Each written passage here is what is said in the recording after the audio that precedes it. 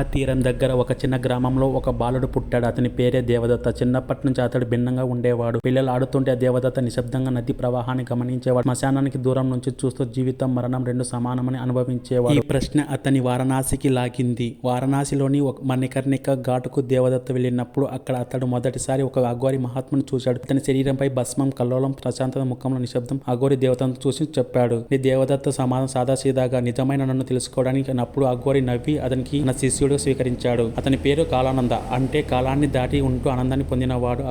అఘోర మార్గం ప్రారంభం. కాలానంద సాధన మొదటి నుంచి చాలా కఠినంగా ఉండేది. రాత్రి వేళ దహన వాటిక మధ్యలో ధ్యానం, శరీరం, భయం, అహంకారం అన్ని వదిలిపెట్టడం, పంచభూతాలతో ఏకమవ్వడం, సమాజం తిరస్కరించే చోట కూడా దైవాన్ని చూడడం. అఘోరి గురు తరచూ చెప్పేవాడు, అఘోరి అంటే చీకటి కాదు, మరణించిన వారికి మార్గం చూపడం. అతడు చేసేది ఒక్కటే, ఆకలితో ఉన్న వారికి ఆహారం, అనాథల్ని చూసుకోవడం, రోగుల్ని చికిత్స చేయడం, ఎవరికి లేని వాళ్ళు మృతదేహాలకు చివరికి అంత్యక్రియలు చేయడం. కి అత్యంత దగ్గరగా ఉండే దయా మానవుడు. గంగ ఒడ్డున ప్రశాంతంగా కూర్చున్నాడు. చివరిసారి గంగను చూసి చిరునవ్వు నవ్వాడు.